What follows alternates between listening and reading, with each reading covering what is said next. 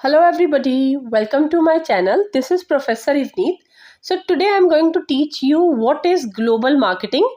ये marketing management का एक टॉपिक है और कई बार शॉर्ट क्वेश्चन आ जाता है इसके ऊपर ग्लोबल मार्केटिंग, तो इसको भी आप करके जाइएगा एग्ज़ाम में। जो लोग आज पहली बार मेरे चैनल पे आए हैं, मैं उनको बता दूं कि मैंने इससे पहले मार्केटिंग मैनेजमेंट की बहुत सी वीडियोस बनाई हैं। अगर आप लोगों ने वो वीडियोस नहीं देखी हैं तो मैं उन सब वीडियोस की प्लेलिस्ट का लिंक ऊपर आई बटन, नीचे डिस्क्रिप्शन बॉक्स और पिन कमेंट्स में दे दूंगी, तो आप लोग चेक कर लीजिएगा। So without any further delay let's get started. अब देखो, मैंने मार्केटिंग आपको बताया था कि मार्केटिंग क्या होता है लास्ट वीडियोस में। अब आज हम पढ़ेंगे ग्लोबल मार्केटिंग क्या है।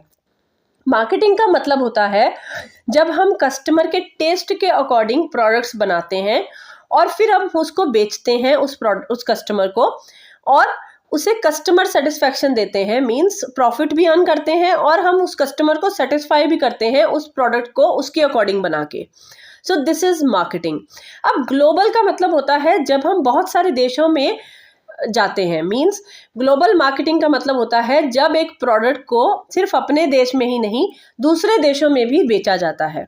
तो ग्लोबल मार्केटिंग का मतलब होता है जब कोई मार्केटियर मार्केटिंग एक्टिविटीज करता है in more than one country, it is known as global marketing.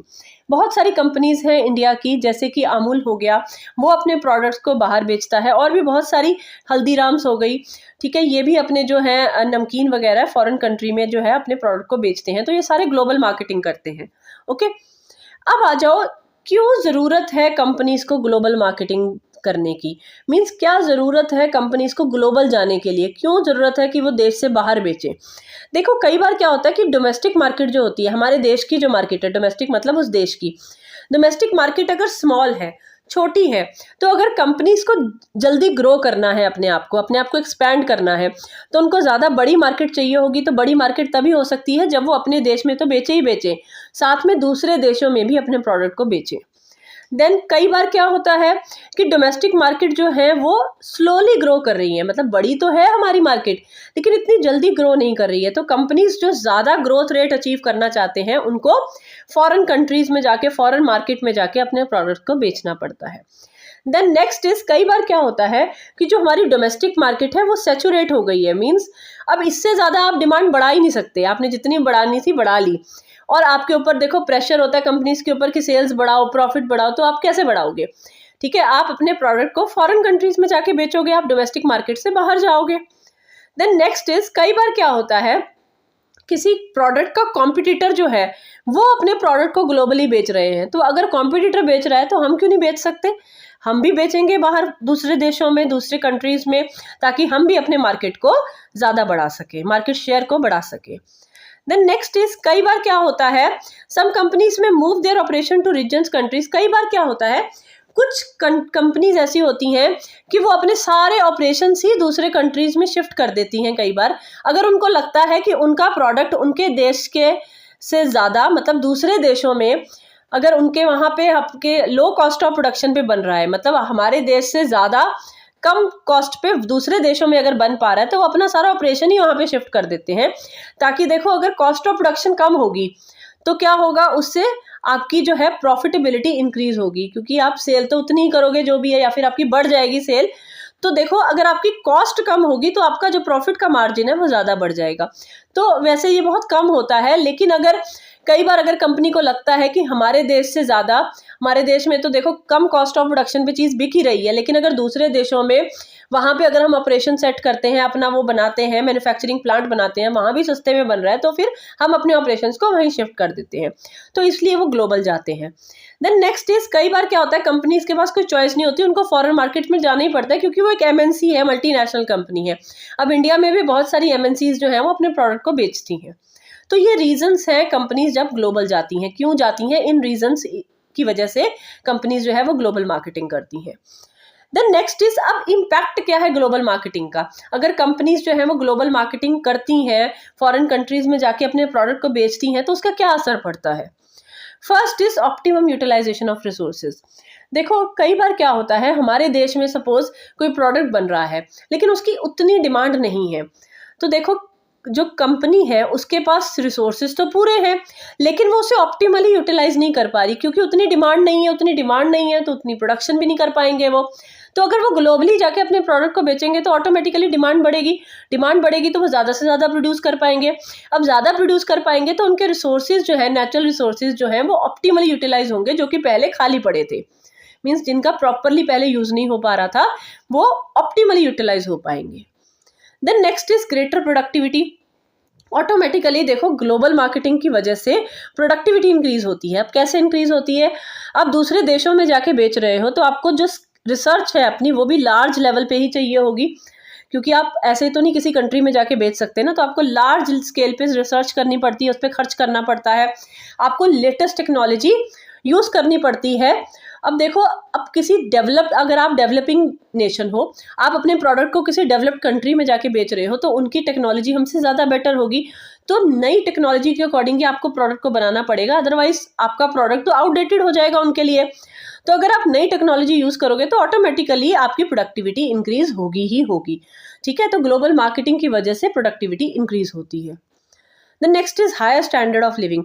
अब देखो ग्लोबल मार्केटिंग में डिफरेंट कंट्रीज के लोग एक दूसरे के पास आ जाते हैं। देखो पहले जो है उन देशों के लोगों को आपके देश के प्रोडक्ट्स के बारे में नहीं पता था, बिल्कुल इग्नोरेंट थे, लेकिन धीरे धीरे जब आप अपनी चीज़ों को वहाँ जाके बेचते हो उनको आपके कल्चर, आपके प्रोडक्ट्स के बारे में पता चलता है। तो उससे देखो जो अगर क्लोजनेस आती है दो देशों के लोगों के बीच में तो उससे ऑटोमेटिकली जो है वो स्टैंडर्ड ऑफ लिविंग इम्प्रूव होता है। Then next is international relations. अब देखो अगर किसी दो देशों में ट्रेड के रिश्ते हैं, आपके प्रोडक्ट्स वहाँ बिकते हैं, तो ऑटोमेटिकली आपके ट्रेड के रिलेशंस इंप्रूव होंगे। ट्रेड के रिश्ते इंप्रूव होंगे तो पॉलिटिकल रिलेशंस भी इंप्रूव होंगे, आपस में पॉलिटिकल रिलेशंस भी अच्छे होंगे।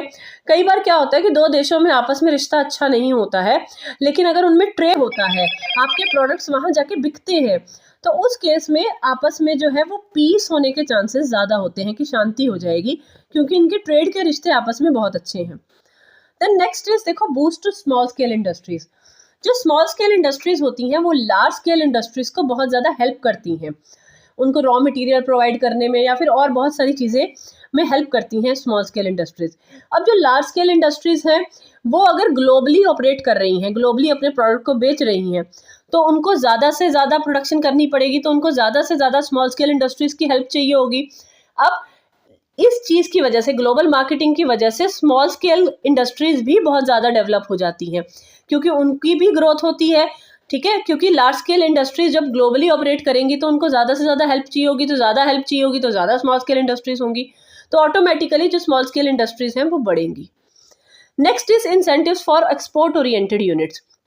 देखो हर गवर्नमेंट चाहती है कि हमारे देश में कंपनीज जो है वो एक्सपोर्ट जो है अपने प्रोडक्ट को एक्सपोर्ट करें, ज़्यादा से ज़्यादा कंपनीज फॉरेन एक्सचेंज लेके आए अपने देश में, क्योंकि अगर किसी कंट्री में फॉरेन एक्सचेंज बहुत ज़्यादा आएगा, वो अर्न करेंगे, तो ऑटोमेटिकली उस कंट्री की इकोनॉमी इंप्रूव होगी।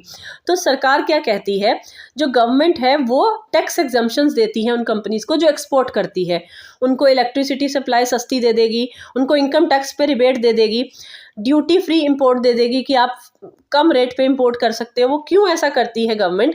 ताकि ये लोग ज़्यादा से ज़्यादा एक्सपोर्ट कर सके। देखो अगर ज़्यादा एक्सपोर्ट होगा तो कंट्री में फॉरेन एक्सचेंज आएगा, फॉरेन एक्सचेंज आएगा तो ऑटोमेटिकली कंट्री की इकोनॉमी इंप्रूव होगी। ओके, तो ये सब कैसे पॉसिबल होता है? ये तभी पॉसिबल होता है अगर आप ग्लोबली जो है अपने प्रोडक्ट को बेचते हो। Then next is latest product. अब देखो क्या है, आपको फॉरेन कंट्री में जाके बेचना है, दूसरे कंट्रीज में जाके बेचना है, तो आपको अप टू डेट रहना पड़ेगा, आपको नई नई टेक्नोलॉजी के अकॉर्डिंग प्रोडक्ट को बनाना पड़ेगा, इनोवेशन में इन्वेस्ट करना पड़ेगा, क्योंकि देखो दूसरे कंट्रीज जो हैं वो आपसे वही एक्सपेक्टेशंस रखते हैं कि बहुत अच्छा उनको प्रोडक्ट मिलेगा, बहुत बिल्कुल लेटेस्ट टेक्नोलॉजी का मिलेगा। तो देखो अगर आपको ग्लोबली ऑपरेट करना है ना, तो आपको अपने प्रोडक्ट्स में टाइम टू टाइम मॉडिफिकेशन करनी पड़ेगी, अपडेट्स करने पड़ेंगे, तभी आप वहाँ पे सर्वाइव कर पाओगे, अदरवाइज आप उनके देशों के ही कॉम्पिटिटर्स के द्वारा बाहर निकाल दिए जाओगे। ओके, तो ये आपको रेगुलर बेसिस पे करना पड़ता है। Then next is greater versatility. Versatility का मतलब होता है अडेप्टेबिलिटी। ठीक है, अलग अलग चीज़ों को मतलब आप जल्दी वो हो जाते हो। Another impact of global marketing is greater versatility. Industrial houses get up to date information. मैंने आपको बताया कि देखो जो कंट्रीज, जो इंडस्ट्रीज जो हैं, जो कंपनीज जो हैं वो ग्लोबली ऑपरेट करती है, उनको अप टू डेट अपनी इन्फॉर्मेशन रखनी पड़ती है, उनको नए नए मॉडर्न मेथड्स जो हैं वो यूज़ करने पड़ते हैं। क्योंकि उनका एक्सपोजर फॉरेन मार्केट्स में होता है, ठीक है। तो इसलिए वो ज़्यादा वर्सटाइल होते हैं, उनके पास हर चीज़ की ज़्यादा इन्फॉर्मेशन होती है, बहुत जल्दी वो हर देश के में अडेप्ट कर जाते हैं, उनकी नई टेक्नोलॉजी के अकॉर्डिंग उनको प्रोडक्ट जो है वो देते हैं। Then next is employment opportunities. अब ऑटोमेटिकली देखो, अगर आप किसी प्रोडक्ट को सिर्फ इंडिया में बेच रहे हो और एक दूसरे पॉइंट पे अगर आप उस प्रोडक्ट को फॉरेन कंट्रीज़ में भी बेच रहे हो, तो देखो आपकी एम्प्लॉयमेंट अपॉर्चुनिटीज़ कहाँ बढ़ेंगी।